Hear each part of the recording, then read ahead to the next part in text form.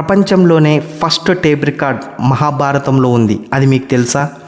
అది ఎలా అంటే భీష్ముడు అంపశయం మీద ఉన్నప్పుడు విష్ణు సహస్రనామాలు చెప్పాడు.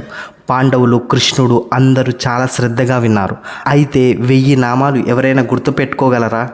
అయిపోయిన తర్వాత అందరూ అడిగారు, అరే 1000 నామాలు చెప్పారు, ఎంతో అద్భుతంగా ఉన్నాయి, చాలా మైమరిచిపోయాం అన్నారు. మరి ఇవన్నీ కూడా నెక్స్ట్ జనరేషన్కి అందించాలంటే ఎలా స్వామి? ఎక్కడ కూడా రిటర్న్గా పెట్టుకోలేదు కదా అంటే అప్పుడు కృష్ణుడు అన్నాడు, ఇది సహదేవుడు, వేదవ్యాసుడు వల్ల మాత్రమే ఇవి తిరిగి తెచ్చుకోగలం.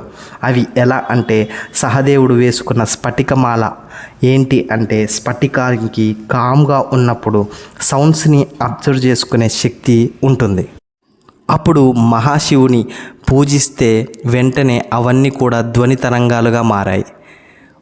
ఈ సహదేవుడు ట్రాన్స్లేట్ చేయగలిగిన ఆ ధ్వని తరంగాలు తాలూకా స్క్రిప్ట్ని వేదవ్యాసుడు వ్రాసి మనకి విష్ణు సహస్రనామంగా ఈ తరాలకు అందించారు. ఇలాంటి సనాతన ధర్మ విశేషాలకు సనాతన స్వరం ఛానల్ని సబ్స్క్రైబ్ చేసుకోండి.